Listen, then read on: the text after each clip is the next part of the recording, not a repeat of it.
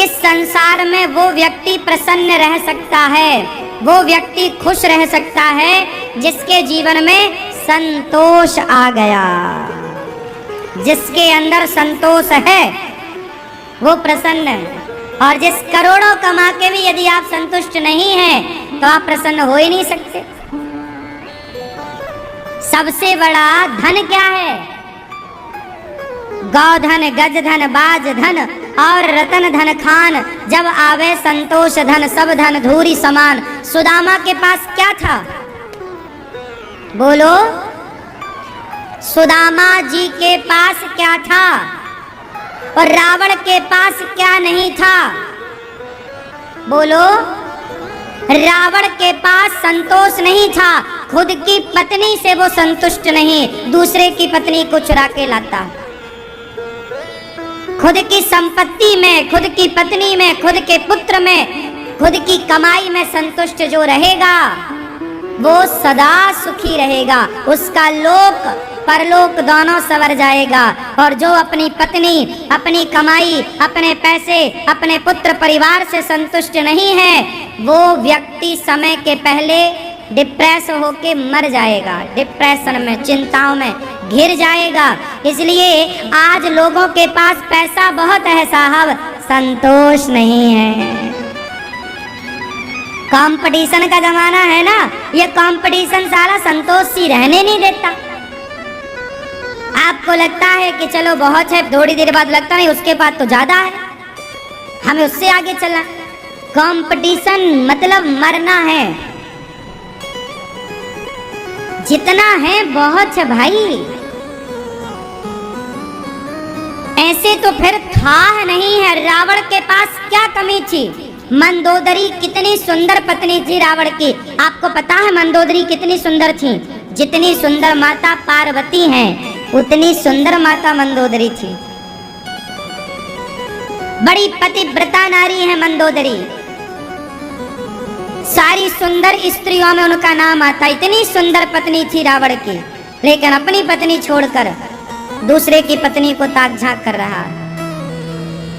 संतोष होता तो काहे जाता चुराने? और सुदामा जी खाने को 4-4 दिन रोटियां नहीं, पर धन्य है सुदामा। संतोष ऐसा कि पानी पीने को मिल जाए तो धन्यवाद देते, कन्हैया तेरा बहुत बहुत धन्यवाद। पत्नी सुशीला कहती है, किस बात का धन्यवाद दे रहे हो? आज तो चूल्हा नहीं जला।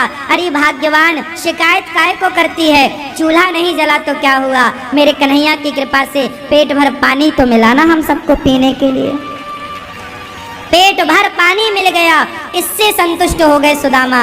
और जबकि 4-4 दिन चूल्हा नहीं जलता था सुदामा जी का। संतोष कैसा होता है? सुदामा जी इसके उदाहरण है। और असंतोष कैसा होता है? रावण इसका उदाहरण है। अब आपको असंतुष्ट होके रावण बनना है या संतोषी बन करके सुदामा संतोष रखे थे, इसलिए सुदामा को धन भी मिला और भगवान भी मिले, दोनों मिला।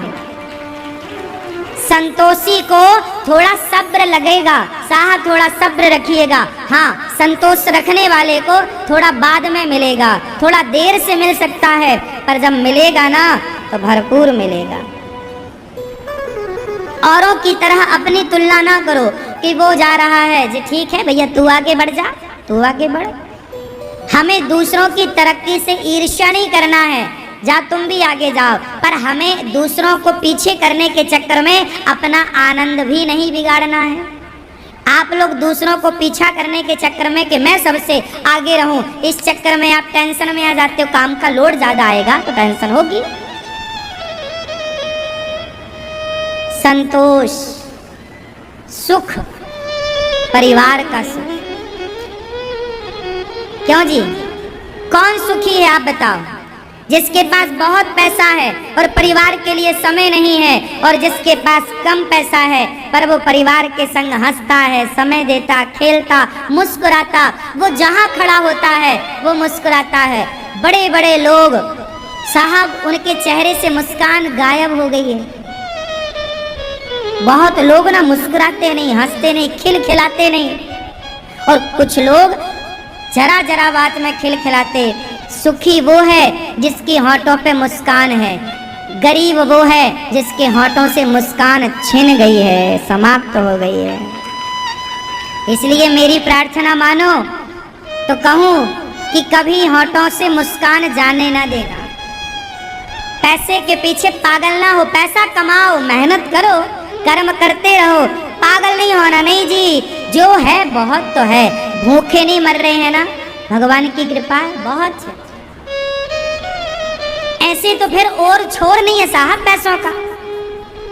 पैसे के पीछे इतना भी मत भाग जाना कि अपने छूट जाए। बिल गेट्स बहुत पैसा वाला है, पर इतना पैसे के पीछे भाग गया कि पत्नी छूट गई उसकी। हाँ या ना, 27 साल रही पत्नी साथ में, 27 साल बाद उसका तलाक हो गया। बिल गेट्स दुनिया का सबसे अमीर आदमी है। इतना भागा पैसे के पीछे कि परिवार छूट गया। साहब बताओ, एक तरफ परिवार है, दूसरी तरफ पैसा है, क्या चुनना सही है? बोलो। परिवार ज्यादा महत्व रखता है पैसे से। जो पैसे को महत्व देता है वो कभी सुखी नहीं रह सकता। सुखी वही रहता है जो परिवार को महत्व देता है। परिवार को महत्व दीजिए। पैसा तो रोज कमाना है, वो कहाँ भागा जा रहा है। पागल मत बनिए, कंपटीशन का जीवन मत जिया करो, खुश रहा करो, हंसा करो, बेवजह भी हंसा करो। आज आप इतने बीमार क्यों हैं? हंसते नहीं हो। डिप्रेशन क्यों है? आज एक बाप अपनी बेटी को लेकर आया, बोला महाराज जी, जवान बेटी लगभग 25 साल की रही होगी, लगभग, मैंने उम्र नहीं पूछी, और बोली शादी करनी है, पर ये कई सालों से डिप्रेशन की दवाई खा रही है। आजकल छोटे छोटे बच्चों को डिप्रेशन, पढ़ाई का लोड है इतना, नौकरी की चाह है, नौकरी मिल गई तो बढ़िया, नहीं मिली तो डिप्रेशन, टेंशन। इतना काहे लोड लेते हो? मिली तो मिली, नहीं मिली तो कोई बात नहीं, बहुत रास्ते आपके सामने खुले हैं अभी भी। चिंताएं चिता तक पहुंचाएंगी, इसलिए चिंतन करो। आपके चाहने से कुछ नहीं होता, हुई है सोई जो राम रचि राखा। अच्छा बताओ, आपका चाहा होता है या भगवान का? जोर से। तो जब आपका चाहा होता ही नहीं तो चाह क्यों रखो? आप अपना कर्म करो, भगवान का भरोसा रखो, भगवान जब चाह लेंगे तो सब हो जाएगा। कर्म आप करते रहो, टेंशन नहीं। सुदामा निश्चिंत हो करके बढ़िया भिक्षा मांगने जाया करते सुदामा, और आते घर पत्नी को कहते, आज ये मिला भिक्षा में, बनाओ, यदि कुछ मिल जाए तो बना देती, नहीं मिला तो पानी पी के सो जाते सुदामा जी। ऐसे गरीबी में गुजारा करने वाले सुदामा आज के अमीरों से प्रसन्न थे। आज के अमीरों से प्रसन्न थे। आपकी प्रसन्नता ही आपकी संपत्ति है। कितने लोग इस बात से सहमत हैं कि हमारी प्रसन्नता ही हमारी दौलत है? हमारे परिवार की प्रसन्नता ही हमारी, आपकी माँ, आपके पिता, आपकी पत्नी, आपका पुत्र आपसे बहुत खुश है, बहुत प्रसन्न है।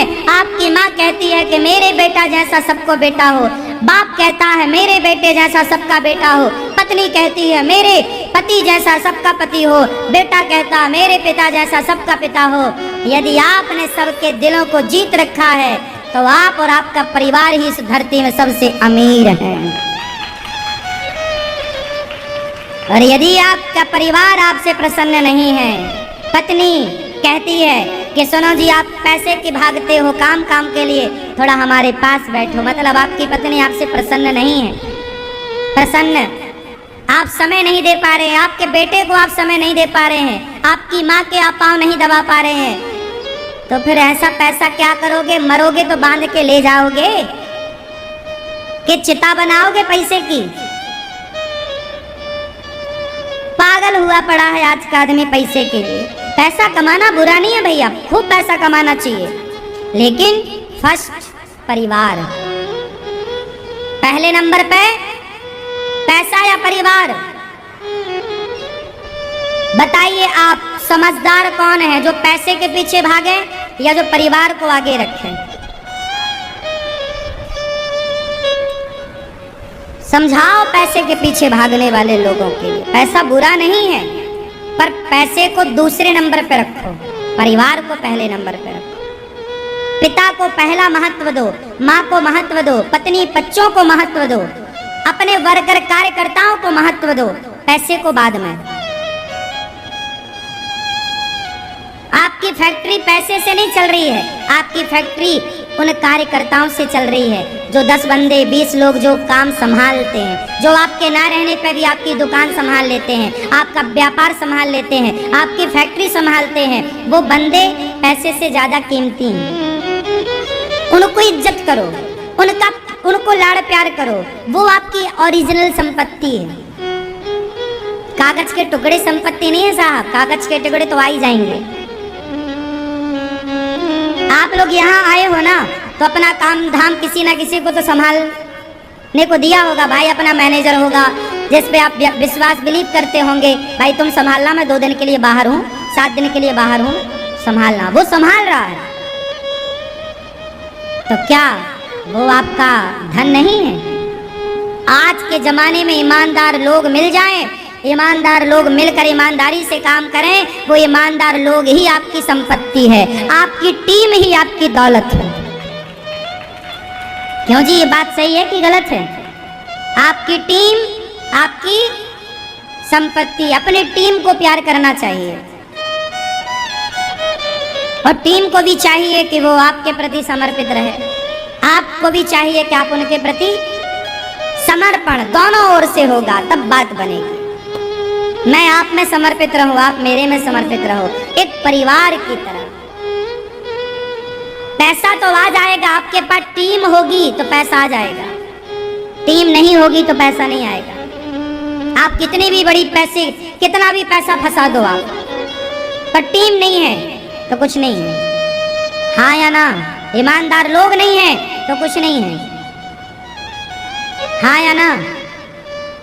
फिर आजकल ना पैसे के पीछे इंसानों की वैल्यू कम हो गई। मेरा मानना है इंसानों को ज्यादा महत्व दो पैसे से। पैसे तो आ जाएंगे, इंसान चले गए फिर कभी नहीं आएंगे। बात सही है? माँ को सम्मान दो, माँ की इज्जत करो। माँ है तो सारी दौलत है।